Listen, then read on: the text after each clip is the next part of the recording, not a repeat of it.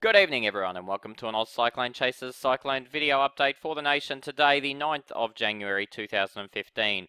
My name is Chris Nitzo and this update is sponsored by Campbell Scientific Australia, when measurements matter.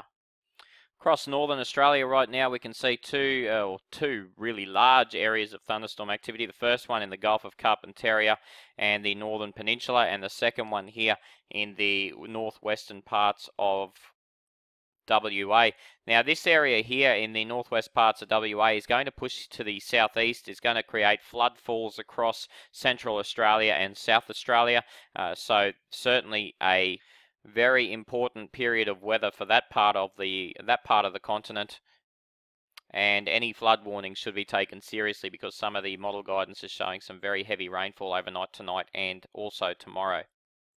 As we head further to the east, a lot of convective activity building up this afternoon across the North Peninsula. Some big rainfall totals expected from that. But further to the east is where I guess all the interest lies from Queenslanders. We have a tropical low trying to form right in this area here. It's getting sheared away, so as soon as it's building thunderstorms, so have a look at these storms in the last few frames here, building right around it, they get sheared away. And the other tropical low is located out here and is drifting to the south and will eventually drift to the southeast. Rain totals courtesy of the Bureau of Meteorology for the 24 hours to 9 a.m. today. You can see some of that really heavy rain into central Australia here and also the Kimberley region from that tropical low. Across Queensland, we've got most of the rainfall that occurred in the past 24 hours has been in the North Peninsula and also in the Gulf country here of the Northern Territory. And it's been a very big week across northern Australia, except for, I guess, most of northern Queensland, which hasn't seen all that much rain. The northwestern parts of Australia, you can see 200 plus millimetres along the coast, 100 plus millimetres inland. And that continues through into the Gulf country of Queensland, saw some very big falls. Mount Isa itself saw some very big falls in the past week. A lot of flooding in that area. Also, Alice Springs, the Uluru, I think, or Ayers Rock, I should say, was actually creating waterfalls from the rain that was falling on the rock, and we've seen a lot of flooding here across central parts of Australia. Now, certainly over the next week, we're going to see a decrease in activity across northern Australia. However, the only little spanner in the works is this area here of northern Queensland, where a tropical low could form and push back towards the coast. Now, that is one of many scenarios, and we'll have a closer look at that particular scenario now. But before I get ahead of myself and do that, let's have a look firstly at the rainfall for tomorrow. We can see that overall that activity across the Kimberley has died down and is now pushed into central Australia. The northeastern half of South Australia, very big chance here at some flooding, 100 plus millimetre possibilities here over the 24 hours, and that compounds well with the amount of rain that has fallen today. So we're going to see another 100 plus millimetres here possible across northern South Australia today and tomorrow. So that is going to certainly exacerbate any flooding that develops from today's rainfall. Across the northern parts of the peninsula tomorrow, we're looking at showers and storms continuing. The heavy convective rainfall here is just off the coast associated with the tropical low. On Sunday, we're expecting to see that heavy convective rainfall remaining in place here over the far northern Coral Sea. Very much a dry clearance across most of northern Australia, and also Queensland is getting quite dry there as we get a mid to upper level ridge developing, and we'll talk a bit more about what the effect that will have on the possible low. Good news for the Pilbara, finally, and possibly the Gascoyne coastlines. Some rainfall falling there tomorrow and Sunday.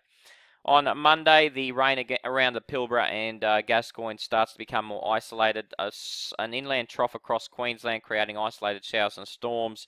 Overall, very big clearance across the Northern Territory. Only the coastal regions now receiving any sort of weather, and most of the state of Queensland remains fairly clear. On Tuesday, once again, fairly dry conditions across northern Australia. We're in a bit of a monsoonal break now. You can see even to the north of Australia, very little in terms of rainfall happening. But the only area of interest remaining over the Australian region is this area here in the Coral Sea. Now, let's go and talk about it.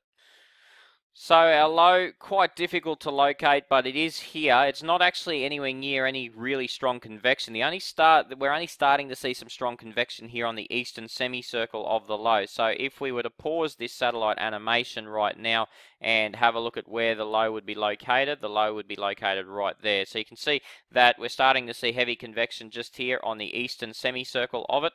However, that convection certainly not wrapping around the center, so it's in no threat or no hurry of deepening very quickly at this point in time, and therefore the Bureau of Meteorology have slightly downgraded the potential for this system as we get to Sunday and Monday down to moderate, which is around that 20 to 50% chance of developing.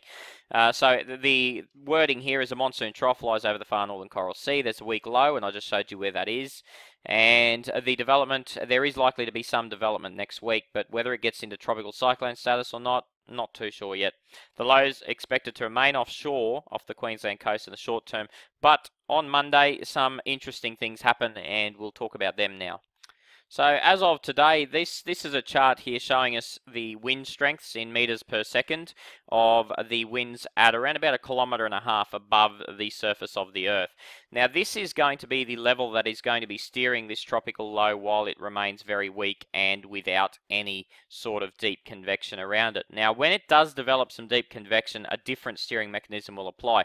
But for now, what you can see here to the north is some very strong winds at that level. Now the winds are coming in from the northwest. So we've got a situation here where the winds are, in fact, they're probably more west-northwesterly. So they're coming in this direction into the low pressure systems, both this one and the Solomon Islands though. We're not talking about the Solomon Islands though today, because that's not even going to affect our weather in any way. So forget that one even exists unless you live in Fiji or New Caledonia or some area like that, and that's outside of our scope anyway. But this is the low we're watching here. Now at the moment it's getting a fairly strong push from the west-northwest. If it tries to start developing right now, it will start to push away to the east or east-southeast over the next couple of days. And you can see that on Sunday, particularly the European is very intent on pushing it a long way further to the east on the Saturday, Sunday. Now, that has a pivotal effect on whether the system can come back towards the coast, because on the latest European model, the system has drifted too far to the east and it is past what we called, for the subscribers, the point of no return. The point of no return is a point here in the Coral Sea where if it goes east of that point, it won't be coming back towards Queensland. It'll drift south and southeast away from the state.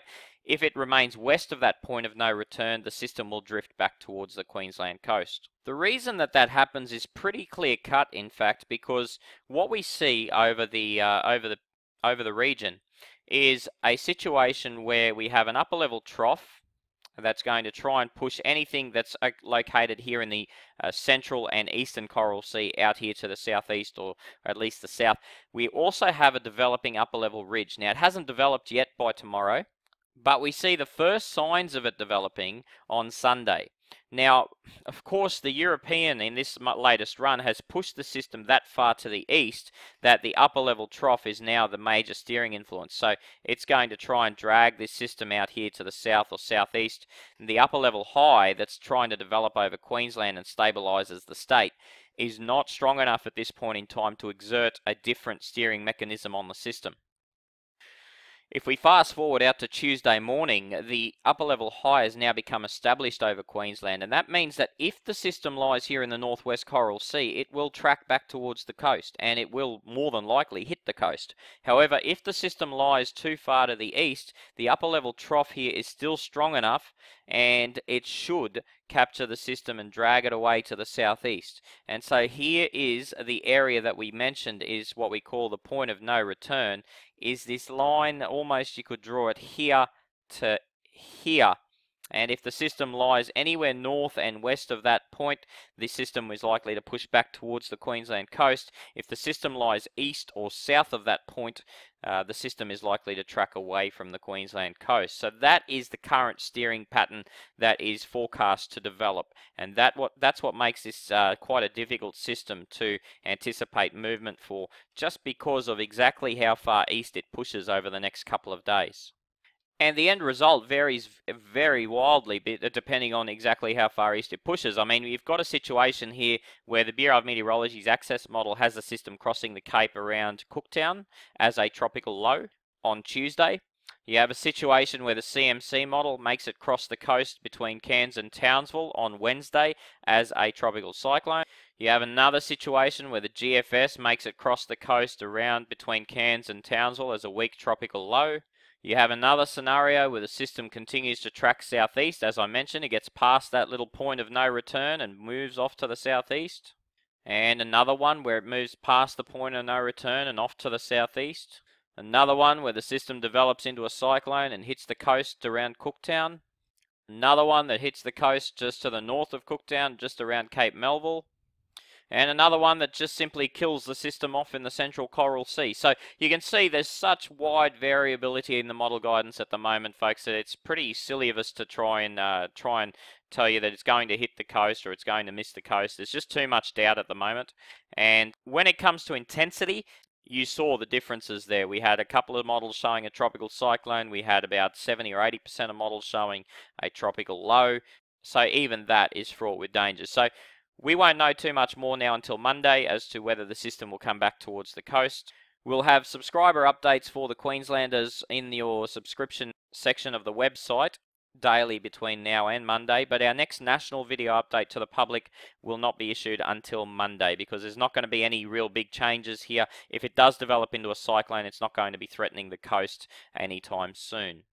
Thanks for watching this update. We'll have another one for you on Monday. Have a great weekend. And for information on subscribing to Oz Cyclone Chasers, head to our website ozcyclonechasers.com.au and click on the link that says subscribe to OCC. We'll talk again soon.